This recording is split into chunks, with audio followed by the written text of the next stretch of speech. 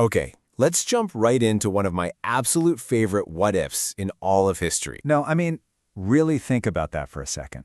Can you picture it? Roman legions, but with steam-powered siege engines. Or the Colosseum, all decked out with automated systems. It sounds like pure science fiction, right? Well, here's the crazy part. It almost did happen.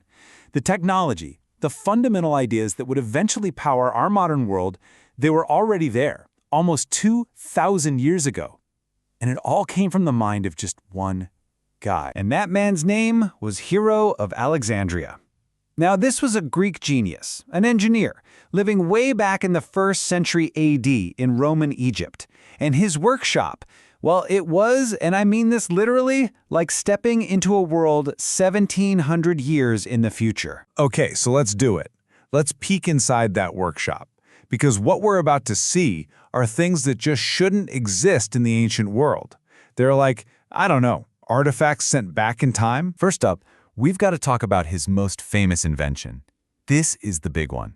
It's the machine that, hundreds and hundreds of years later in the 18th century, would literally start the Industrial Revolution. But Hero, he built the first one, the Aeoliopile, almost 2 millennia before that. And the brilliance of it is just how simple it is.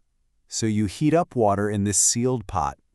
The steam has nowhere to go but up these 2 pipes and into a sphere. Then that steam blasts out of 2 little bent nozzles, which creates thrust and makes the whole sphere spin like crazy.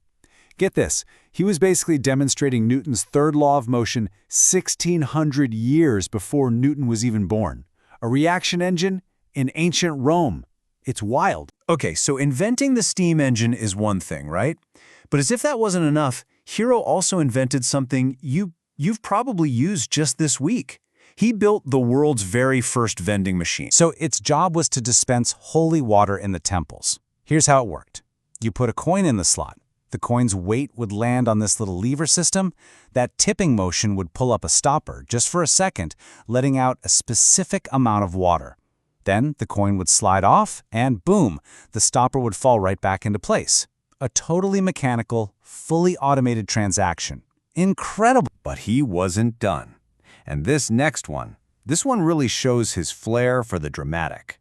See, he wasn't just about solving problems. He was about creating a sense of wonder, of magic. His next invention? Automatic doors. I want you to picture this. You're an ancient worshiper at a temple. The priest lights a fire on the altar outside. Now, what you don't see is that the heat from that fire is expanding the air in a hidden container. That pressure pushes water into a bucket, which is acting like a counterweight.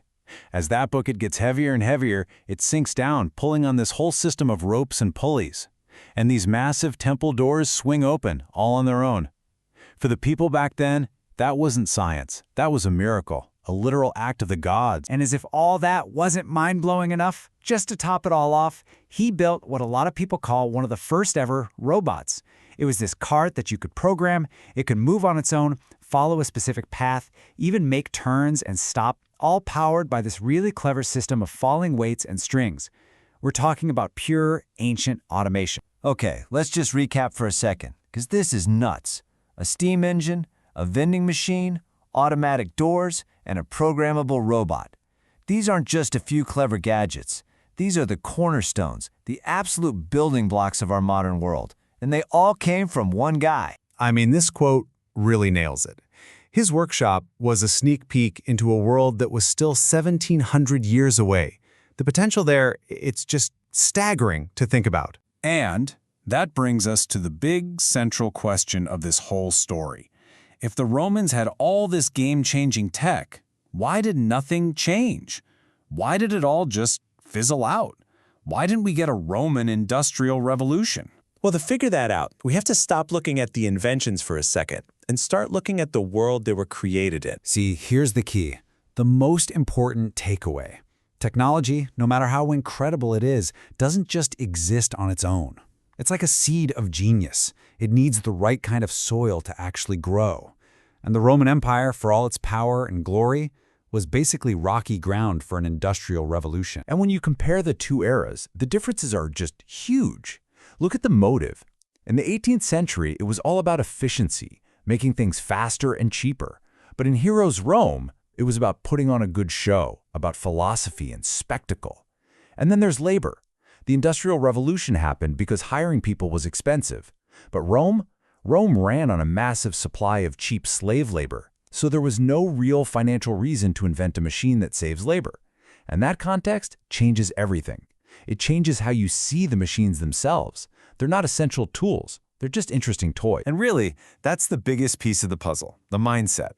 Hero's automatic doors weren't built for a factory entrance. They were built to make people gasp into temple. His steam engine wasn't made to power a textile mill. It was a cool curiosity, a philosopher's toy, to show off what steam could do. Society just didn't have a need for these things to be anything more. They were cool tricks for the rich and powerful, not tools of progress for everyone. And so, here's the bottom line. For all of its genius, Hero's steam engine powered exactly 0 factories. It spun around in his workshop, wowed a few people who saw it, and then it was basically forgotten for more than 1,000 years.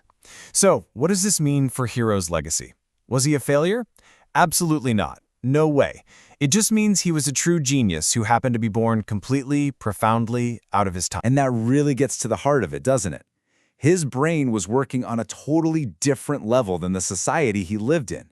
He saw the future of automation, but everyone else around him, they just saw a really neat magic trick. In the end, though, Hero's story isn't some tragedy. It's actually an amazing testament to the power of human ingenuity. It shows us that we have this incredible, almost boundless ability to imagine a future that looks nothing like the world we live in today. And it leaves you with this one kind of haunting question. We're lucky Hero's work actually survived because it was written down. But it makes you wonder, how many other geniuses are just lost to history? How many incredible ideas just vanished because the person who had them was born in the wrong era? What other futures did we almost have?